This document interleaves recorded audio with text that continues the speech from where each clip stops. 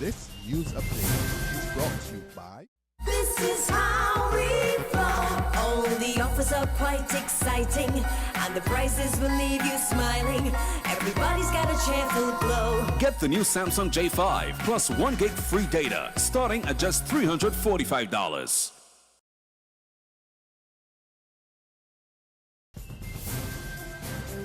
This is the Barbados Today afternoon update for Monday, December 7th. Thanks for joining us. I'm Fernella Wedderburn. Government may have to revisit proposed amendments to its Contentious Value-Added Tax Act on the entertainment industry. Word of this from the Minister of Culture, Stephen Lashley. His comments come on the heels of Finance Minister Chris Sinclair's announcement that the government was moving ahead with plans to make changes to the VAT Act, which will impact on the industry. The news has not gone down well with promoters who met last week to discuss the issue with Minister Lashley. Lashley told Barbados Today the promoters are concerned about some aspects of the proposed changes which, if justified, would be tweaked to address their misgivings. In fact, I have never gone on record anywhere and said that promoters should not pay the VAT. And I believe the promoters themselves will tell you that the issues that they want to outline to us does not have anything to do with whether or not they pay the VAT. I think they, like any other sector of the economy, have spotted some concerns in relation to the proposed changes, and they have communicated those changes to me as the Minister of Culture.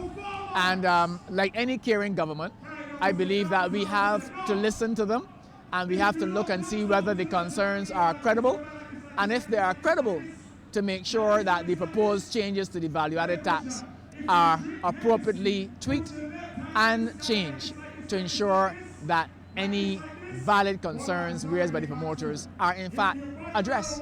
Abuse against the lesbian, gay, bisexual and transgender community is real and requires national attention too. So says LGBT advocate Rohan Mohammed, who tells Barbados Today that while women activists in Barbados are currently observing the 16 days of activism against gender-based violence, the community should not be left out. She points out that gender-based violence is a universal issue with its unavoidable effects visible throughout the society. She says there is also a high level of such violence against the LGBT community in Barbados that remains unaddressed. All hands will be needed on deck to combat the effects of climate change on the island, so says Finance Minister Chris Sinclair as he addressed the Green Climate Fund National Sensitization Workshop at the Central Bank this morning. He pointed out that small island developing states, including Barbados, were some of the most vulnerable and would require the efforts of everyone to help address the problem. No nation, certainly not the ones in the Caribbean, can escape the impact of climate change. Living with climate change has become our new normal, and if not addressed effectively, could become an irreversible catastrophe. Whilst Caribbean countries' share of the global emissions causing climate change is negligible, Barbados is, however, willing to lead by example towards a carbon-neutral future. Important to note is that small island developing states committed in May 2012 through the Barbados Declaration to transformational activities in the areas of renewable energy, energy efficiency, energy access, and low carbon development in the context of sustainable development. 2 men, one a Barbadian and the other Guyanese, are expected to appear in the District A Magistrates Court today on drug charges. Randy McCurran Agard of New Orleans, St. Michael, and Lyndon Aubrey Kennedy are jointly charged with possession with intent to supply, and trafficking of 6 kilograms of cocaine. The two were arrested during a police operation in Hastings, Christchurch, when the car they were in was stopped. A search of the vehicle resulted in the discovery of 5 packages of the illegal substance.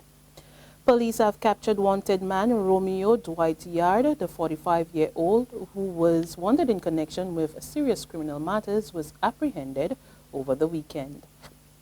Meantime, lawmen are reporting that 16-year-old Esther Drakes of Maynard St. Peter, who was reported missing last Tuesday, has returned home and is safe.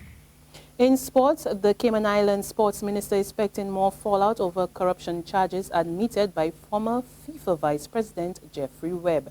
Last week, Webb pled guilty to the charges and agreed to pay over $6 million in damages. Naturally, the U.S. is really into this stuff, and they're not going to ease up until they feel that they've gotten all their men.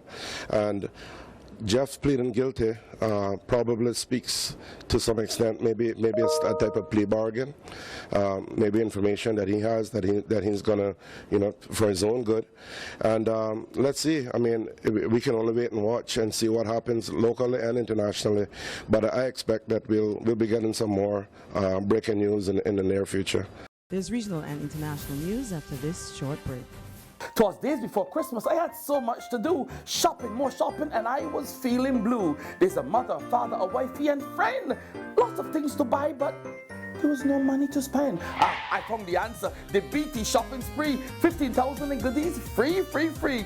It's easy to enter. Nothing hard to do. Follow my instructions and a winner can be you. Visit facebook.com/Barbados today. Do it quickly and fill out your form to enter this spree.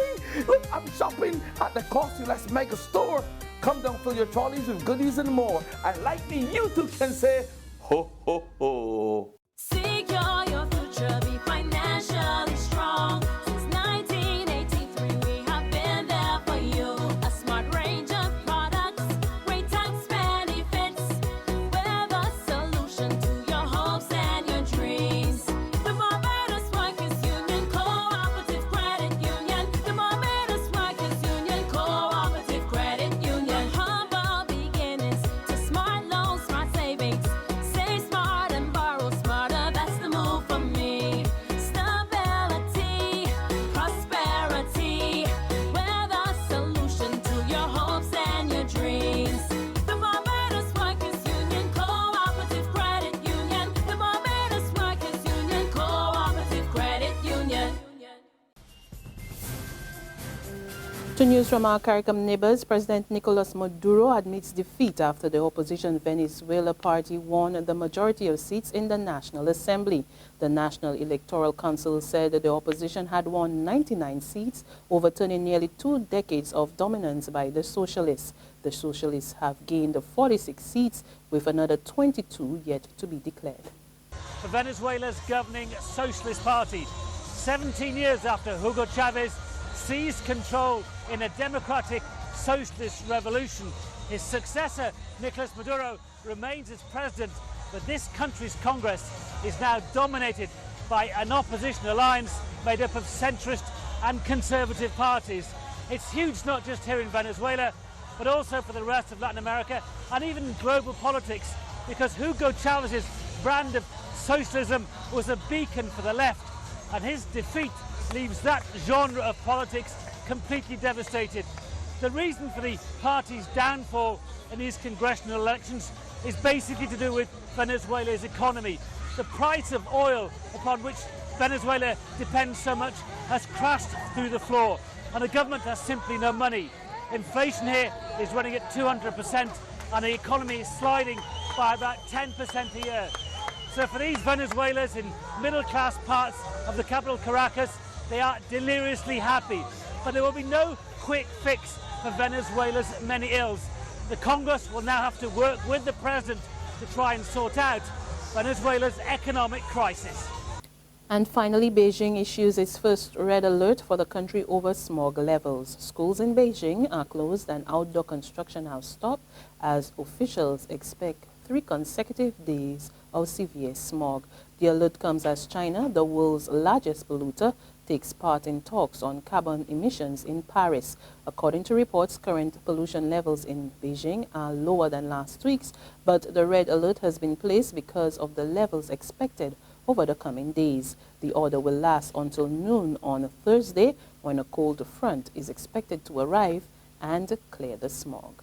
And on that note, we end our afternoon update, but there's more on our website at www.barbadostoday.bb. You can also subscribe to our e-paper, our email updates, and of course, like us on Facebook. We're also on Izumi Media in bus terminals or screenplay at supermarkets and gas stations near you, as well as Channel 101 on Flow TV and Mix 96.9 FM. There you can get all the latest news and sports.